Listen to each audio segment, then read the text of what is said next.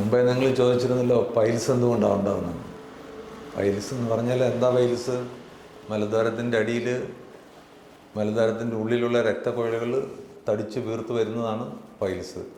അത് ശരീരപ്രകൃതി കൊണ്ടിട്ടുണ്ടാവും, പാരമ്പര്യമായിട്ട് ഉണ്ടാവും, നമ്മൾ കഴിക്കുന്നതിൻ്റെ രീതി കൊണ്ടിട്ടുണ്ടാവും, ഭക്ഷണങ്ങളുടെ പ്രത്യേകത കൊണ്ടിട്ടുണ്ടാവും. അപ്പോൾ പല കാരണങ്ങൾ കൊണ്ടിട്ട് പൈൽസ് ഉണ്ടാവാം. കൂടുതലും ഇത് ഓരോ കുടുംബങ്ങളിൽ കണ്ടുവരുന്ന ഒരു അസുഖമാണ്.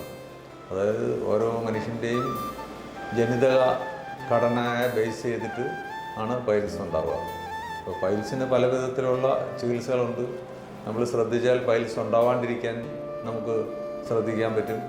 അപ്പോൾ piles first degree, second degree, third degree, fourth degree എന്ന് 4 ഡിഗ്രിയിലുണ്ട്. അപ്പോൾ പൈൽസ് തുടക്കത്തിലാണെന്നുണ്ടെങ്കിൽ അതിൻ്റെ ചെറുതായിട്ട് ഒരു തടിപ്പ് മാത്രമാണ് പൈൽസ് ഉണ്ടാവുക. അപ്പോൾ കൂടുതലായി കഴിഞ്ഞാൽ പിന്നെ നമുക്കത് ഓപ്പറേറ്റ് ചെയ്ത് മാത്രമേ ശരിയാക്കാൻ പറ്റുകയുള്ളൂ. തുടക്കത്തിലാണെങ്കിൽ നമുക്ക് എക്സസൈസുകൾ, ഭക്ഷണ ക്രമീകരണം, അതായത് മലബന്ധം ഉണ്ടാവാതെ ശ്രദ്ധിക്കുക, ഇങ്ങനെ പല കാര്യങ്ങളും നമ്മൾ ശ്രദ്ധിച്ചു കഴിഞ്ഞാൽ നമുക്ക് പൈൽസ് ഉണ്ടാവാണ്ടിരിക്കാൻ പറ്റും.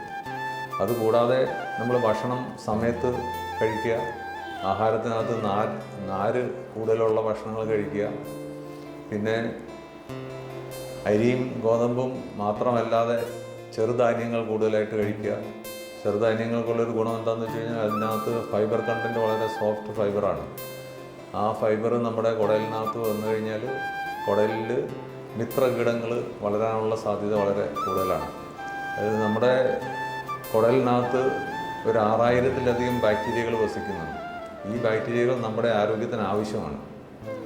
അങ്ങനെയുള്ള ബാക്ടീരിയകൾ നമ്മുടെ കുടലിൽ വളരുന്നത് കൊണ്ടിട്ട് നമുക്ക് കൂടുതൽ ആരോഗ്യം ഉണ്ടാവുകയാണ് ചെയ്യുന്നത്. അതുകൊണ്ടാണ് നമ്മൾ പ്രോബയോട്ടിക്സ്, പ്രീബയോട്ടിക്സ് അതൊക്കെ കഴിക്കുന്നത്. അപ്പോൾ ഈ ബാക്ടീരിയൽ ഫ്ലോറ, ബാക്ടീരിയകളുടെ എണ്ണവും അതിൻ്റെ തരങ്ങളും മാറിപ്പോകാതെ നമ്മൾ ശ്രദ്ധിക്കണം.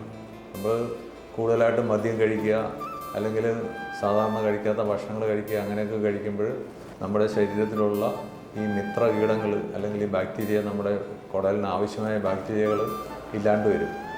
പിന്നെ അലോപ്പതി മരുന്ന് കഴിക്കുമ്പോഴും അങ്ങനെ ഉണ്ടാവും. ആൻറ്റിബയോട്ടിക് കഴിക്കുമ്പോൾ കുറേ ബാക്ടീരിയകളെ ഈ ആൻറ്റിബയോട്ടിക് മരുന്നുകൾ കൊന്നുകളയും. അപ്പം നമ്മുടെ ശരീരത്തിന് ദോഷമായിട്ടുള്ളൊരു കാര്യമാണ്. അപ്പോൾ അങ്ങനെയുള്ള നമ്മുടെ ശരീരത്തിലെ ബാക്ടീരിയകളെ വളർത്താൻ വേണ്ടിയിട്ട് നമ്മൾ അതിനനുയോജ്യമായിട്ടുള്ള ഭക്ഷണക്രമങ്ങൾ ഫോളോ ചെയ്യേണ്ടതായിട്ടുണ്ട്. അതുകൂടാണ്ട് ഇതുപോലെ പ്രീബയോട്ടിക്, തൈര്, പഴങ്കഞ്ഞി ഒക്കെ ഈ ബാക്ടീരിയകളുടെ വളർച്ചയ്ക്ക് വളരെ നല്ലതാണ്. അപ്പോൾ അങ്ങനെയുള്ള ഭക്ഷണങ്ങൾ കഴിക്കാൻ വേണ്ടിയിട്ട് നമ്മൾ കൂടുതലായിട്ട് ശ്രദ്ധിക്കേണ്ടതായിട്ടുണ്ട്.